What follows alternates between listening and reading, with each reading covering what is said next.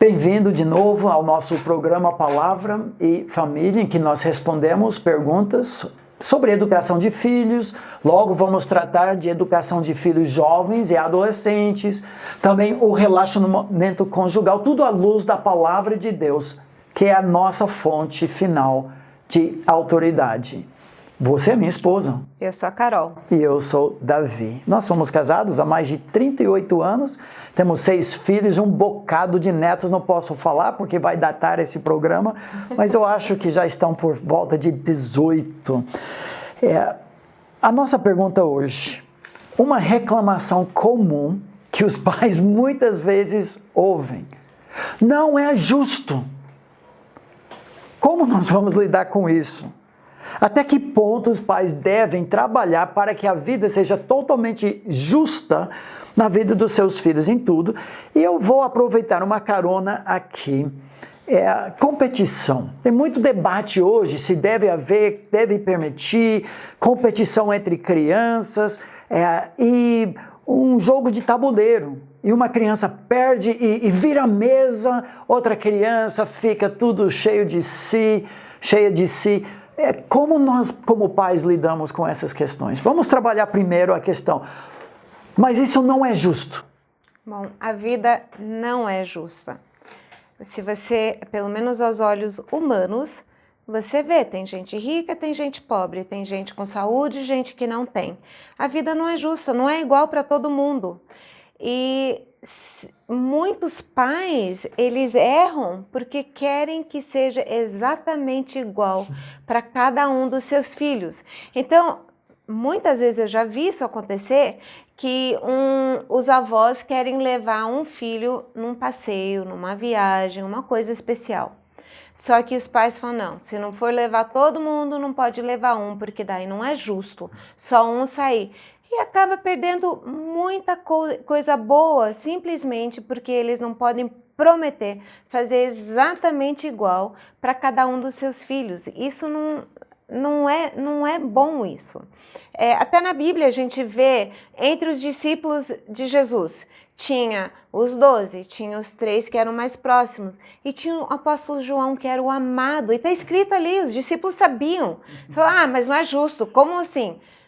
Bom, Jesus é Deus, é perfeito, e ele podia ter um amado.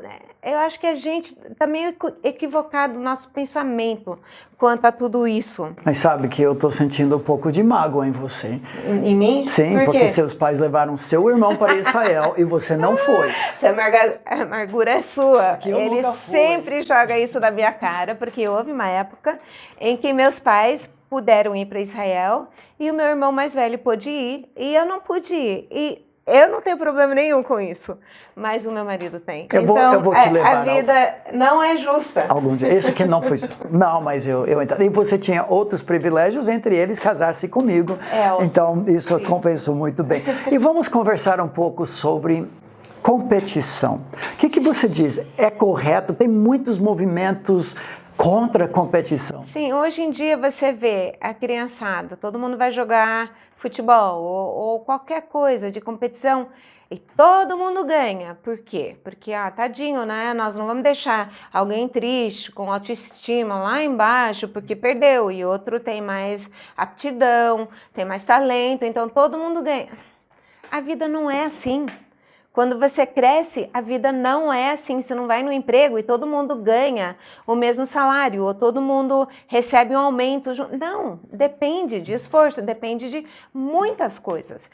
E nós precisamos, ao invés de tirar a competição, trabalhar o coração dos nossos filhos para saber como lidar com isso, com a injustiça da vida. Então a competição, talvez não com uma criança de 2, 3 anos de idade, porque tem loucuras agora de pais colocando criança em escolinha de futebol com 3 anos de idade e querendo matar juiz, matar o técnico do time, porque não deixou meu filho marcar um gol, o filho perdeu, está chorando.